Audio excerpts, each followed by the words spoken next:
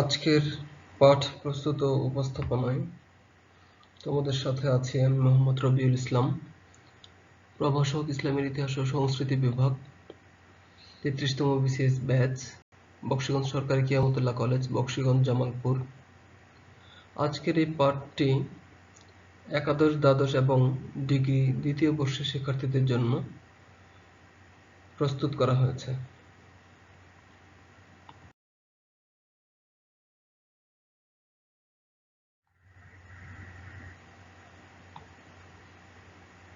আজকের পাঠের শিরোনাম শিল্প ও স্থাপত্য কলায় সম্রাট শাহজাহানের কৃতিত্ব।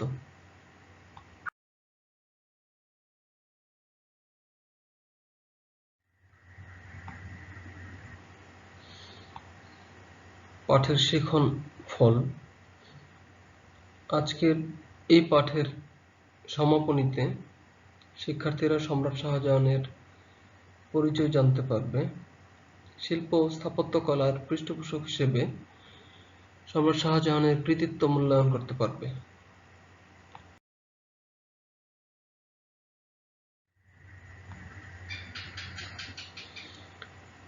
সুপ্রিয় শিক্ষার্থীরা, চলো প্রথমে আমরা সম্রাট শাহজাহানের পরিচয় জেনে নিই। সম্রাট শাহজাহান 1592 খ্রিস্টাব্দে জন্মগ্রহণ করেন। তার পিতা ছিলেন সম্রাট জাহাঙ্গীর, মাতা ছিলেন জগৎ গোসাই। শাহজাহানের আসল নাম ছিল খুররম। পরবর্তীতে সিংহাসনে আরোহণ করে তিনি শাহজাহান নাম ধারণ করেন। শাহজাহান শব্দের অর্থ পৃথিবীর শাসক। সম্রাট শাহজাহান 1628 খ্রিস্টাব্দে সিংহাসনে আরোহণ করেন এবং 1658 খ্রিস্টাব্দ পর্যন্ত দীর্ঘ সময়ব্যাপী মুঘল সাম্রাজ্যের সম্রাট হিসেবে ক্ষমতায় টিকে ছিলেন।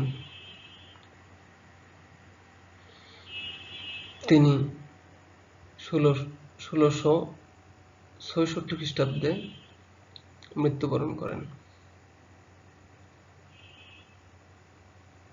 প্রিয় শিক্ষার্থীরা, স্থাপত্য কলায় শাহজাহানের কৃতিত্ব নিয়ে আজকের আমাদের এই পাঠ। সম্রাট শাহজাহানের রাজত্বকালকে মুঘল সাম্রাজ্যের স্বর্ণযুগ বলা হয়।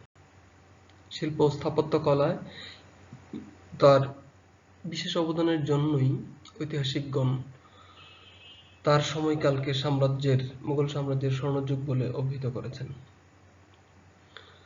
কেননা শাহজাহানের আমলে শিল্প, স্থাপত্য, সাহিত্য, চিত্রকলা চরম উন্নতির শিখরে উপনীত হয়েছিল।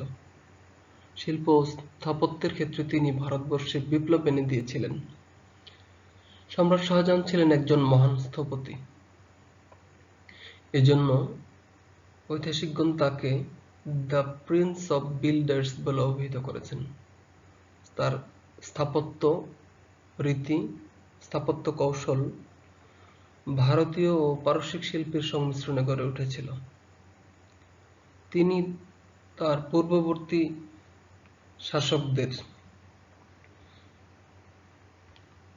নির্মাণ রীতি কৌশল থেকে বেরিয়ে এসে শ্বেতপাথরের ব্যবহার ঘটিয়ে সম্রাট শাহজাহান ভারতীয় স্থাপত্য রীতিকে এক অনুপম সৌন্দর্যের অধিকারী করেছিলেন। শিল্প ও স্থাপত্যে সম্রাট শাহজাহানের কৃতিত্ব কেমন ছিল তা আমরা এখন আলোচনা করব।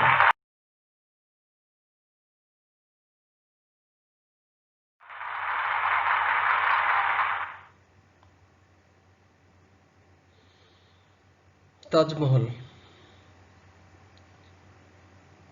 সম্রাট শাহজাহানের স্থাপত্য কলায় সবচেয়ে আকর্ষণীয় স্থাপনা হলো তাজমহল।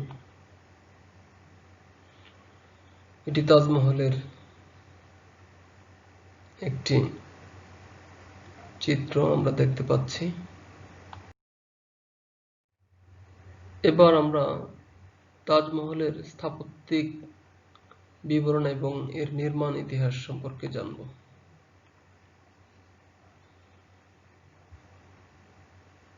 সম্রাট শাহজাহানের সর্বশ্রেষ্ঠ কীর্তি তার প্রিয়তমা স্ত্রী মমতাজ মহলের সমাধির উপর নির্মিত জগৎ বিখ্যাত তাজমহল।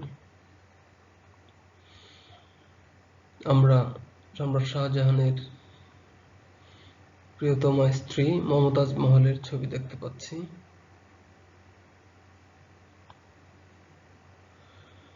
ষোলশো ১৯৩১ সালের জুন মাসে দাক্ষিণাত্যের বুরহানপুরে সম্রাটের ১৪তম সন্তান প্রসবকালে মমতাজ মহল মৃত্যুবরণ করেন।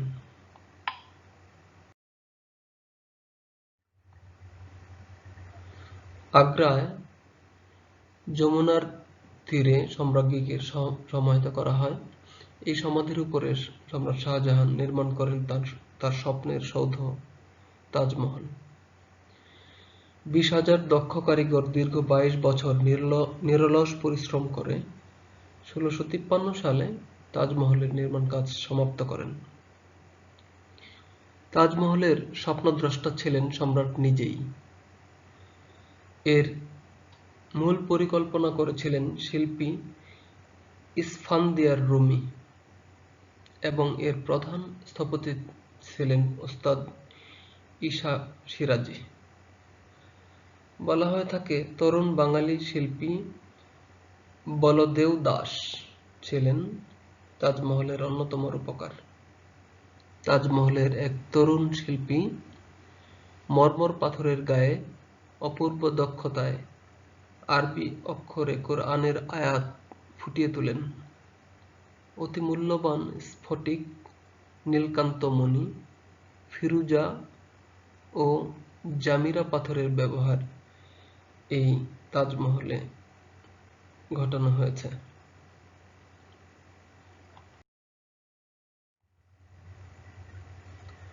তাজমহলের কারিগরদের বেশিরভাগই এসেছিলেন কনৌজ থেকে।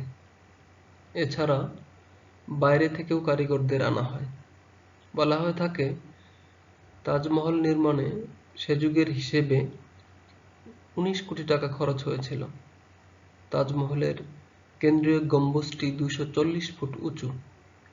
এটি চারপাশে ৪টি অপেক্ষাকৃত ছোট গম্বুজ ও ৪ কোণায় ৪টি সরু মিনার দ্বারা পরিবেষ্টিত।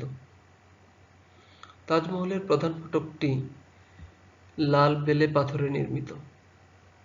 সংলগ্ন বর্গাকার বাগানটি লম্বা লম্বা জলের নহর দিয়ে বিভক্ত।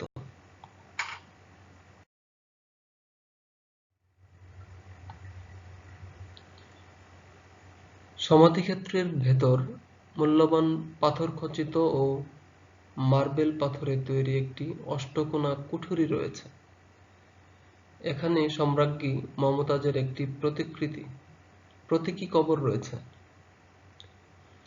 সম্রাজ্ঞীর দেহাবশেষ অর্থাৎ মৃতদেহ রক্ষিত শিলালিপি সমন্বিত মূল শবাধার নিচে বাগানের সমতলে অবস্থিত। তাজমহলের স্থাপত্যিক উপকরণের সুবিন্যাস, অলঙ্করণের সূক্ষ্মতা ও নৈপুণ্য দর্শকদের মুগ্ধ করে। তাই ঐতিহাসিক হ্যাভেল তাজমহলকে ভেনাস দ্য মিলো বলে আখ্যায়িত করেছেন।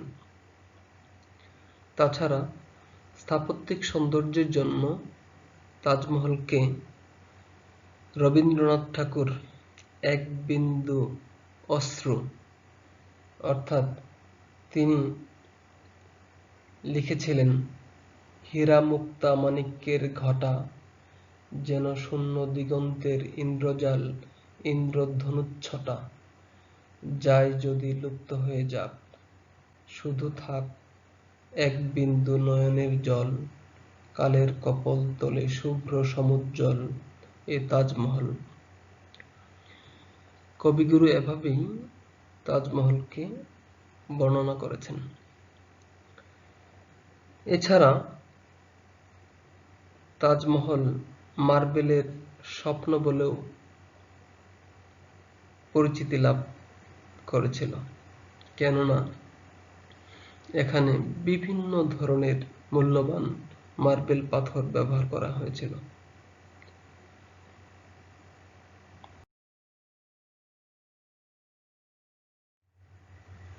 সুপ্রিয় শিক্ষার্থীরা, এবার আমরা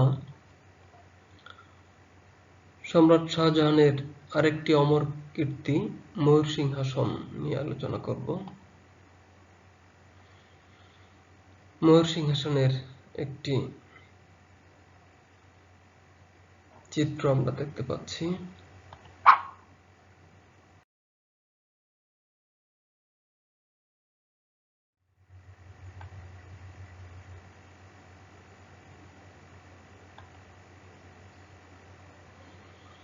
সম্রাট শাহজাহানের আরেকটি অনুপম শিল্পকীর্তি পৃথিবী বিখ্যাত ময়ূর সিংহাসন। শিল্পী বেবাদল খান 7 বছর 1628 থেকে 1635 খ্রিস্টাব্দ পর্যন্ত সময়ের দীর্ঘ 7 বছর পরিশ্রম করে এই সিংহাসন তৈরির কাজ শেষ করেছিলেন। সম্রাট আওরঙ্গজেবের আমলে টেভারনিয়ে নামে একজন ফরাসি ব্যবসায়ীর ময়ূর সিংহাসন দেখার সুযোগ হয়েছিল। এটি সে সময় দিল্লির লাল কেল্লায় স্থাপিত ছিল। টেনার্ড সেই ব্যবসায়ী টেভারনিয়ের বর্ণনা অনুযায়ী দৈর্ঘ্যে 9 ফুট, প্রস্থে 6 ফুট ও উচ্চতায় 15 ফুট এই সিংহাসন ভিত্তিস্থান থেকে 4টি খিলান দ্বারা দাঁড় করানো ছিল। এই 4টি খিলানের উপর ছিল 12টি স্তম্ভ, যা 3 দিক দিয়ে উপরের কারুকার্যমণ্ডিত চাঁদোয়া ধরে রাখত। চাঁদোয়ার অভ্যন্তরভাগ হীরা ও মণিমুক্তা খচিত ছিল। চাঁদোয়ার উপরিভাগে ছিল একটি চতুর্ভুজাকার গম্বুজ।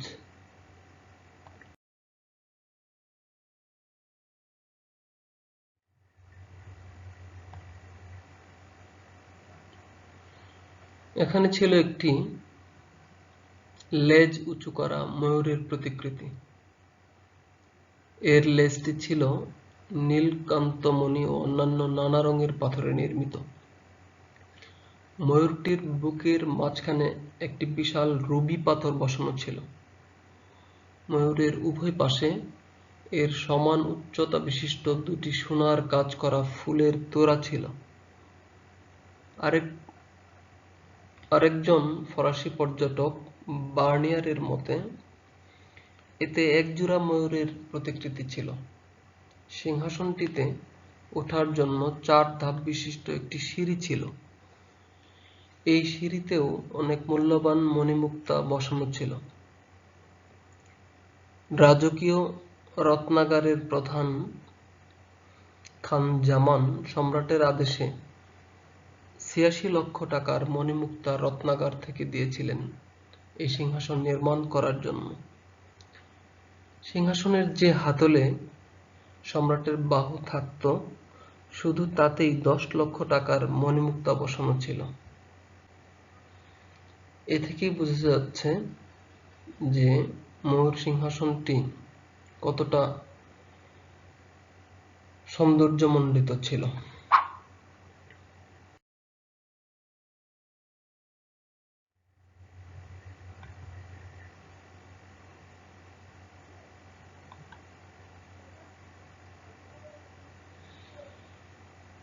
ময়ূর সিংহাসনের যে ময়ূর ছিল, এই ময়ূরের বুকে বসানো 1 লক্ষ টাকা মূল্যমানের বিশেষ রুবি পাথরটি পারস্যের সম্রাট শাহ আব্বাস সম্রাট জাহাঙ্গীরকে উপহার দিয়েছিলেন। পুরো ময়ূর সিংহাসনে ব্যবহৃত মণিমাণিক্যের হিসেব করে এক ফরাসি রত্নকার এর মূল্য নির্ধারণ করেছিলেন 11 কোটি টাকা।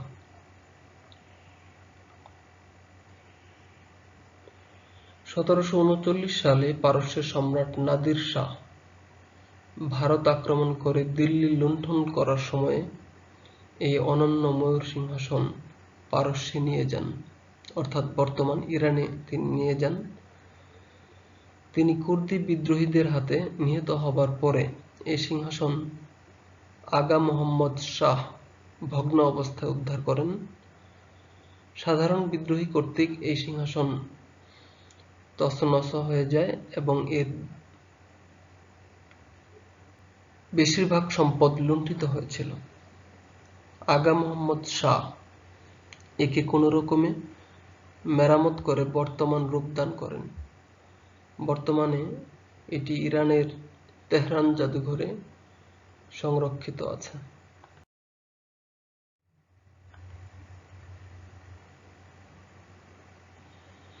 মতি মসজিদ সম্রাট শাহজাহানের আরেকটি অন্যতম স্থাপত্য কীর্তির নিদর্শন হল মতি মসজিদ। মতি মসজিদের ছবি দেখতে পাচ্ছি আমরা।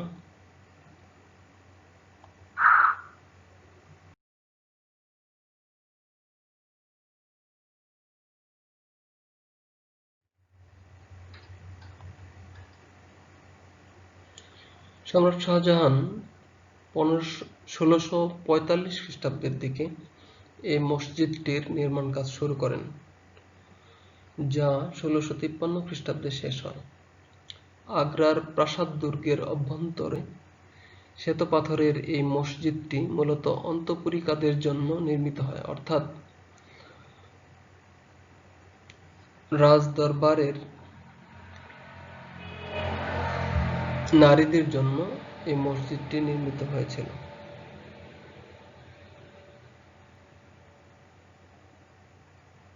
মতি মসজিদের প্রধান দরজায় ব্রোঞ্জের শোভিত ফুলের নকশা আছে।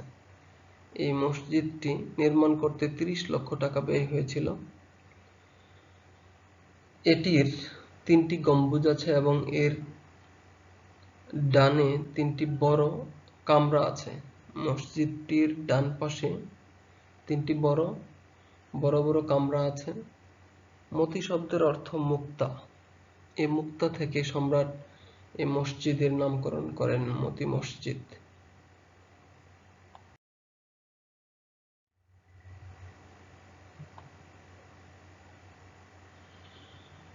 সুপ্রিয় শিক্ষার্থীরা, এবার আমরা সম্রাট শাহজাহান নির্মিত মসজিদ স্থাপত্যের অন্যতম আরেকটি স্থাপত্যিক নিদর্শন সম্পর্কে জানব, এবং সেটি হলো দিল্লি জামে মসজিদ। এটি দিল্লি জামে মসজিদের সম্মুখ ভাগের একটি চিত্র।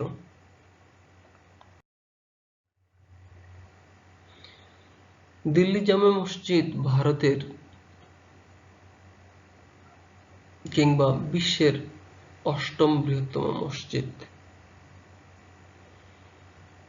মসজিদটির মূল পরিকল্পনা এবং নকশা করেছিলেন উস্তাদ খালিল। সম্রাট শাহজাহান 1556 সালে মসজিদটি নির্মাণ করেন। এটি নির্মাণ করতে 10 লক্ষ রুপি ব্যয় হয়েছিল। এখানে একসাথে প্রায় 1 লক্ষ ধর্মপ্রাণ মুসলমান নামাজ আদায় করতে পারে। নামাজের জন্য মসজিদের ভিতর 900 কাতার করা আছে। এই মসজিদটির 3টি গম্বুজ রয়েছে। এছাড়া এর 2টি মিনার আছে, যাদের প্রত্যেকটির উচ্চতা 41 মিটার। মসজিদটির দৈর্ঘ্য 40 মিটার এবং প্রস্থ 27 মিটার। এটি মসজিদ-ই-জাহান্নুমা নামেও পরিচিত। মসজিদ-ই-জাহান্নুমা এর অর্থ হল জগতের প্রতিবিম্ব মসজিদ।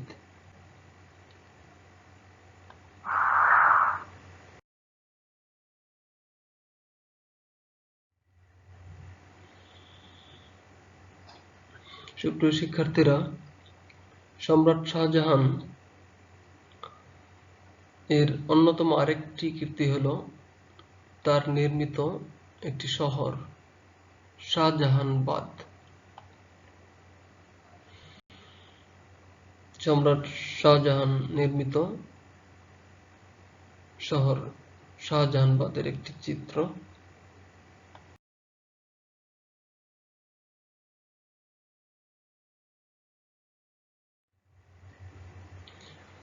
সম্রাট শাহজাহান 1639 খ্রিস্টাব্দের দিকে রাজধানী আগ্রা থেকে দিল্লিতে স্থানান্তর করেন এবং নিজের নামে তার প্রতিষ্ঠিত এই শহরের নাম রাখেন শাহজাহানবাদ। এটি বর্তমানে পুরাতন দিল্লি নামে পরিচিত। চমৎকার স্থাপত্য শৈলীতে নির্মিত এই রাজধানী শহরটিতে প্রবেশ করার জন্য 14টি প্রবেশদ্বার নির্মাণ করা হয়েছিল। বর্তমানে 5টি প্রবেশদ্বার অক্ষত আছে।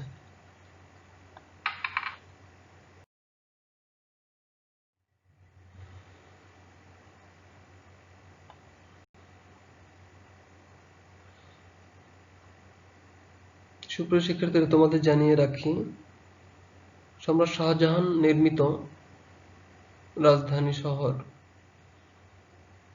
শাহজাহানবাদ এর ভিতরে তার একটি প্রাসাদ দুর্গ উনি নির্মাণ করেছিলেন, যা লাল কেল্লা দুর্গ নামেও পরিচিত।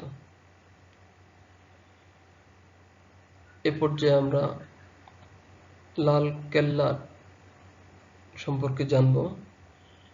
এটি লাল কেল্লা দুর্গের একটি চিত্র।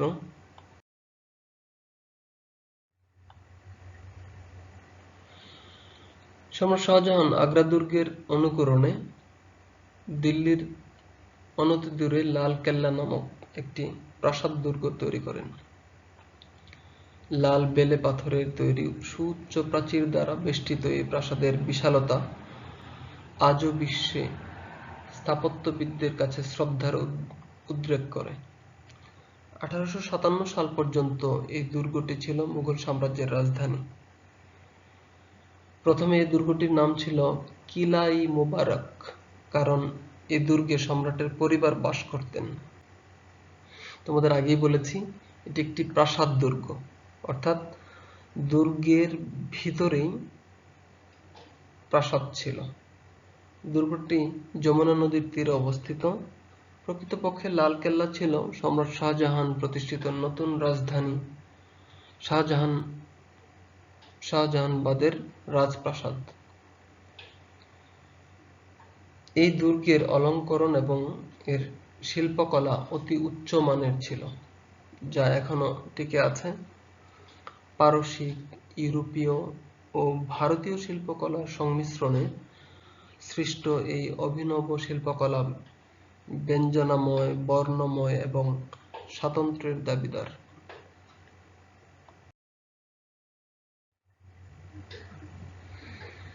সম্রাট শাহজাহানের উল্লেখিত স্থাপত্য কর্মের পাশাপাশি তিনি আরো বেশ কিছু স্থাপনা নির্মাণ করেছিলেন। সেই সমস্ত স্থাপত্যিক নিদর্শন নিয়ে আমরা দেখব। উল্লেখিত স্থাপত্য যেগুলো আমরা এর পূর্বে জানলাম, এগুলো ছাড়াও লালকেল্লা দুর্গের ভিতরে বেশ কিছু স্থাপনা সম্রাট শাহজাহান নির্মাণ করেন, যা ভারতীয় স্থাপত্য কলার অন্যতম নিদর্শন হিসেবে আজও মাথা উঁচু করে দাঁড়িয়ে আছে। লালকেল্লা প্রাসাদ দুর্গের ভিতরে নির্মিত স্থাপনাগুলোর মধ্যে উল্লেখযোগ্য ছিল নক্করখানা, রংমহল, দিওয়ানি-আম, দিওয়ানি-খাস প্রভৃতি। এছাড়া তার সময়ে নির্মিত হয় লাহোর দুর্গের শীষমহল, মুসাম্মান-বার্ডস, হীরামহল, মতিমহল, নৌলাখ পটমণ্ডপ, সম্রাট জাহাঙ্গীরের সমাধিক্ষেত্র অর্থাৎ সম্রাট শাহজাহানের পিতা জাহাঙ্গীরের সমাধিক্ষেত্রও সম্রাট শাহজাহান নির্মাণ করেন। এটিও তার স্থাপত্যকলার অন্যতম নিদর্শন। এছাড়া তিনি লাহোরে একটি উদ্যান নির্মাণ করেন, যা শালিমার উদ্যান নামে পরিচিত। এটিও তার স্থাপত্য রীতির অন্যতম উদাহরণ হিসেবে আজও টিকে আছে। উপরে উল্লেখিত সম্রাট শাহজাহান নির্মিত স্থাপত্যকলার নিদর্শন গুলোর কিছু চিত্র আমরা দেখার চেষ্টা করব।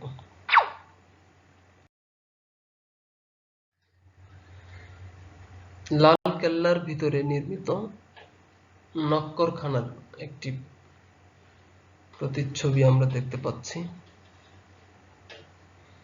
লাল কেল্লা দুর্গের ভিতরে অবস্থিত।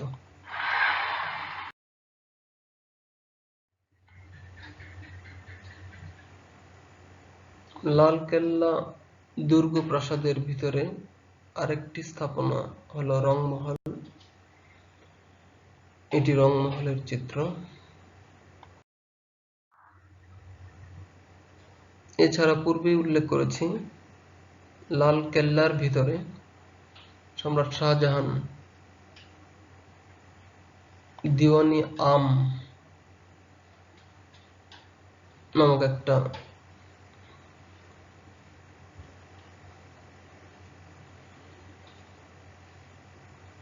স্থাপনা নির্মাণ করেছিলেন। এটি সেই স্থাপনার অভ্যন্তর ভাগের একটি চিত্র।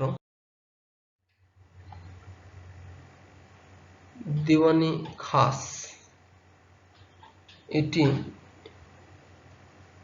এটিও লাল কেল্লা দুর্গের অভ্যন্তরে নির্মিত হয়েছিল। দিওয়ানি খাস সম্রাট শাহজাহানের রাজত্বের ঐশ্বর্য খ্যাতির মূর্ত প্রতীক হিসেবে এটিকে গণ্য করা হয়।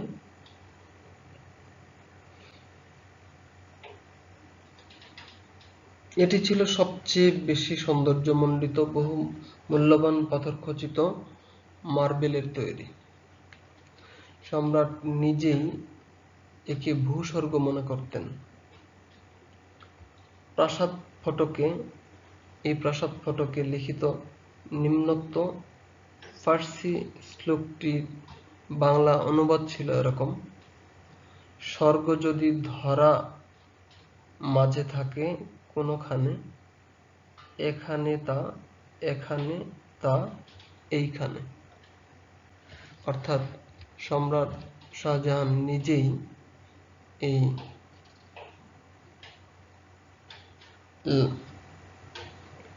দিওয়ানি খাস এর ফটোকে উনি স্বীকার করেছেন এবং তার নির্মিত রাজপ্রাসাদকে উনি ভূস্বর্গ হিসেবে বিবেচনা করেছেন।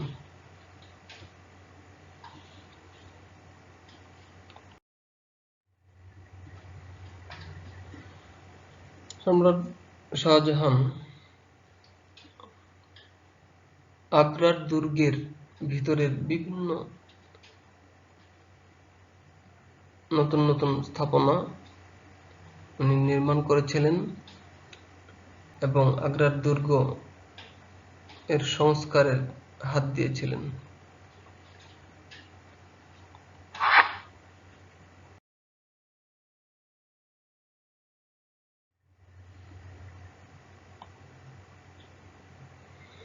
পূর্বে উল্লেখ করেছি সম্রাট শাহজাহান লাহোরে একটি উদ্যান নির্মাণ করেছিলেন যা শালিমার উদ্যান নামে পরিচিত। এটি হলো সম্রাট শাহজাহান নির্মিত বিখ্যাত শালিমার উদ্যান, যা লাহোরে আজও টিকে আছে।